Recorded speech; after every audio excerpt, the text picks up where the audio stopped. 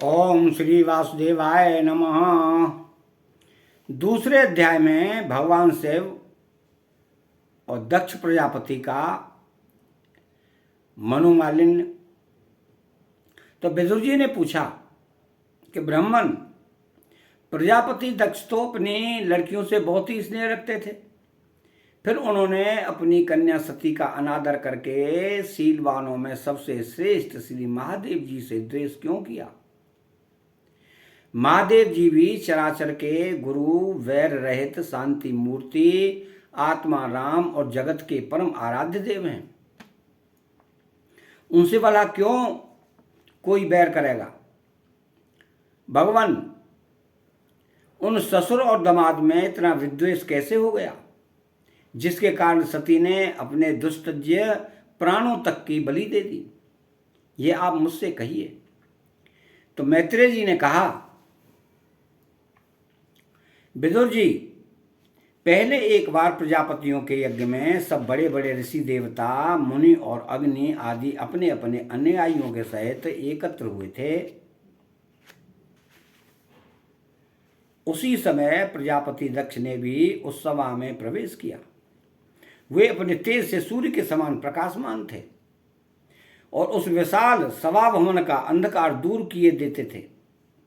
उन्हें आया देख ब्रह्मा जी और महादेव जी के अतिरिक्त अग्नि पर्यंत सभी सभासद उनके तेज से प्रकाशित होकर अपने अपने आसनों से उठकर खड़े हो गए। इस प्रकार समस्त सभासदों से भली भांति सम्मान प्राप्त करके तेजस्वी दक्ष जगत पिता ब्रह्मा जी को प्रणाम कर उनकी आज्ञा से अपने आसन पर बैठ गए। परंतु महादेव जी को पहले से ही बैठा देख तथा उनसे अभ्युत्थान आदि के रूप में कुछ भी आदर न पाकर दक्ष उनका यह व्यवहार सहन न कर सके। उन्होंने उनकी ओर टेढ़ी नजर से इस प्रकार देखा मानो उन्हें वो क्रोधाग्नि से जला डालेंगे। फिर कहने लगे कि देवता और अग्नियों के सहित समस्त ब्रह्म ऋषि गण मेरी बात सुने। मैं नासमझी या द्वेषवश नहीं कहता, बल्कि शिष्टाचार की बात कहता हूं। यह निर्लज्ज महादेव समस्त लोकपालों की पवित्र कीर्ति को धूल में मिला रहा है। देखिए, इस घमंडी ने सत्पुरुषों के आचरण को लज्जित एवं मटिया मेट कर दिया है। बंदर के से नेत्र वाले इसने सत्पुरुषों के समान मेरी सावित्री, सरी की मृगनयनी पवित्र कन्या का अग्नि और ब्राह्मणों के सामने पानी ग्रहण किया था। इसलिए यह एक प्रकार मेरे पुत्र के समान हो गया है। उचित तो यह था कि यह उठकर मेरा स्वागत करता, मुझे प्रणाम करता, परंतु इसने वाणी से भी मेरा सत्कार नहीं किया। हाय, जिस प्रकार शूद्र को कोई वेद पढ़ा दे, उसी प्रकार मैंने इच्छा न होते हुए भी भावीवश इसको अपनी सुकुमारी कन्या दे दी। इसने सत्कर्म का लोप कर दिया। यह सदा अपवित्र रहता है, बड़ा घमंडी है और धर्म की मर्यादा को तोड़ रहा है। यह प्रेतों के निवास स्थान भयंकर शमशानों में भूत प्रेतों को साथ लिए घूमता रहता है। पूरे पागलपन की तरह सिर के बाल बिखरे नंग धड़ंग भटकता है, कभी हंसता है कभी रोता है। यह सारे शरीर पर चिता की अपवित्र भस्म लपेटे रहता है। गले में भूतों के पहनने योग्य नरमुंडों की माला और सारे शरीर में हड्डियों के गहने पहने रहता है। यह बस नाम भर का ही शिव है, वास्तव में है पूरा शिव, अमंगल रूप। जैसे यह स्वयं मतवाला है, वैसे ही इसे मतवाले ही प्यारे लगते हैं। भूत प्रेत प्रमथ आदि निरे तमोग्नि स्वभाव वाले जीवों का यह नेता है। अरे, मैंने केवल ब्रह्मा जी के बहकावे में आकर ऐसे भूतों के सरदार, आचारहीन और दुष्ट स्वभाव वाले को अपनी भोली भाली बेटी ब्याह दी। श्री मैत्रेय जी कहते हैं कि विदुर जी, दक्ष ने इस प्रकार महादेव जी को बहुत कुछ बुरा भला कहा, तथापि उन्होंने इसका कोई प्रतिकार नहीं किया।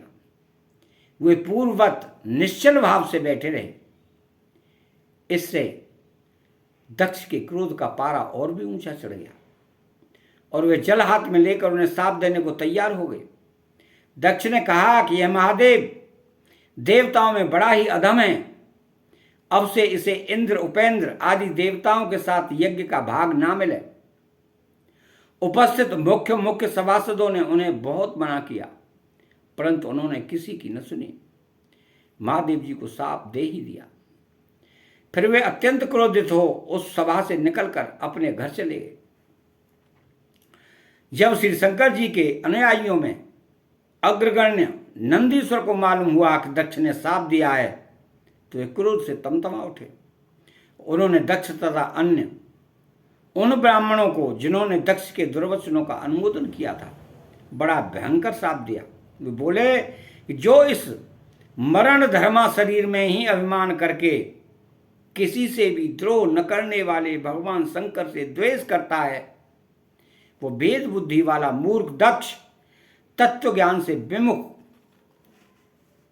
ही रहे। यह चातुर्मास यज्ञ करने वाले को अक्षय पुण्य प्राप्त होता है। आदि अर्थवाद रूप वेद वाक्यों से मोहित एवं विवेक भ्रष्ट होकर विषय सुख की इच्छा से कपट धर्ममय गृहस्थाश्रम में आसक्त रहकर कर्मकांड में ही लगा रहता है। इसकी बुद्धि देहादि में आत्म भाव का चिंतन करने वाली है। उसके द्वारा इसने आत्म रूप को भुला दिया है। यह साक्षात पशु के ही समान है।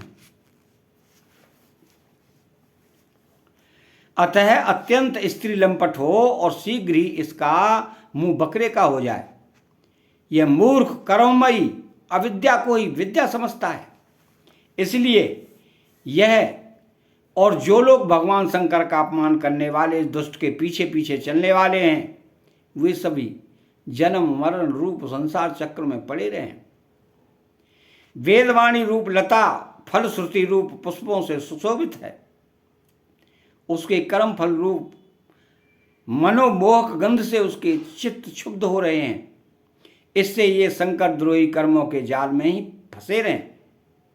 ये ब्राह्मण लोग भक्ष्या भक्ष के विचार को छोड़कर केवल पेट पालने के लिए ही विद्या तप और व्रतादि का आश्रय लें तथा धन शरीर और इंद्रियों के सुख को ही सुख मानकर उन्हीं के गुलाम बनकर दुनिया में भीख मांगते भटका रहे। नंदीश्वर के मुख से इस प्रकार ब्राह्मण कुल के लिए साप सुनकर उसके बदले में भृगु जी ने यह दुस्तर साप रूप ब्रह्म दंड दिया कि जो शोक शिव भक्त हैं तथा जो उन भक्तों के अनुयायी हैं, वे सत शास्त्रों के विरुद्ध आचरण करने वाले और पाखंडी हों।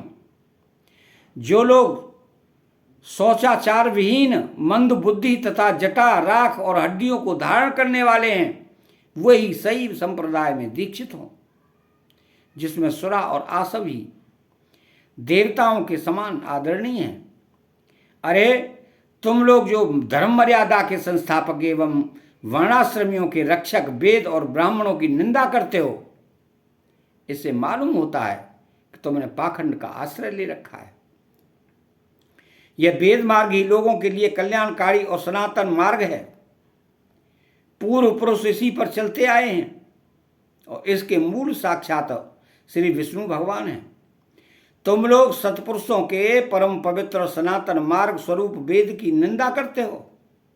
इसलिए उस पाखंड मार्ग में जाओ जिसमें भूतों के सरदार तुम्हारे इष्ट देव निवास करते हैं। श्री मैत्रेय जी कहते हैं कि विदुर जी, भृगु ऋषि के इस प्रकार शाप देने पर भगवान शंकर कुछ खिन्न से हो गए और वहां से अपने अनुयायियों सहित चल दिए।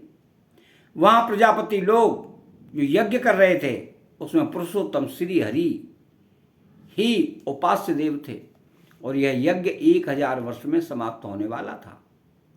उसे समाप्त कर उन प्रजापतियों ने श्री गंगा यमुना के संगम में यज्ञांत स्नान किया और फिर प्रसन्न मन से वे अपने अपने स्थानों को चले गए। अतः दूसरा अध्याय समाप्त होता है। बेल आइकन घंटी को दबाएं, चैनल को सब्सक्राइब करें और कमेंट बॉक्स में श्री राधे कृष्णा लिखें। जब तक आप शांत मन से पूरे वीडियो को नहीं देखोगे, गौर से नहीं सुनोगे, तब तक आप उसके गूढ़ भाव में नहीं जा पाओगे। अतः पूरी वीडियो को देखें, शांत भाव से देखें। जय श्री कृष्ण।